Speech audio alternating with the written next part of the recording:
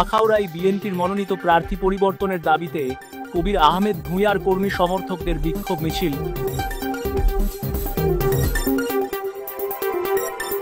ত্রয়োদশ জাতীয় সংসদ নির্বাচনে ব্রাহ্মণবাড়িয়াচার কসবা আখাউড়া সংসদীয় আসনে বিএনপি চেয়ারপারসনের উপদেষ্টা সাবেক সংসদ সদস্য আলহাজ মুশফিকুর রহমানকে মনোনয়ন দেয়ায় বিক্ষোভ মিছিল ও প্রতিবাদ সমাবেশ করেছেন আরেক মনোনয়ন প্রত্যাশী ব্রাহ্মণবাড়িয়া জেলা বিএনপির সদস্য কবির আহমেদ ভূঁইয়ার কর্মী সমর্থকরা।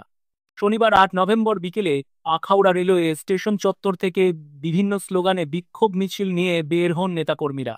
মিছিলটি শহরের মায়াবী কমপ্লেক্স মার্কেট মোড়ে গিয়ে শেষ হয়। পরে সেখানে একটি প্রতিবাদ সমাবেশ অনুষ্ঠিত হয়।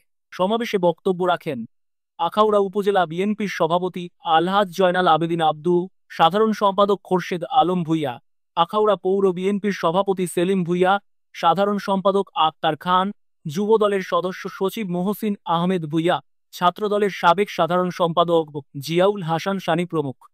প্রতিবাদ সভায় বক্তারা ব্রাহ্মণবাড়িয়াচার সংসদীয় আসনের জন্য ঘোষিত জাতীয়তাবাদী দল বিএনপি চেয়ারপারসনের উপদেষ্টা সাবেক সংসদ সদস্য আলহাজ মুশফিকুর রহমানের মনোনয়ন বাতিল করে আলহাজ কবির আহমেদ ভূঁইয়াকে মনোনয়ন দেওয়ার দাবি জানান। অন্যথায় বিক্ষোভ কর্মসূচি অব্যাহত রাখার ঘোষণা দেন তারা।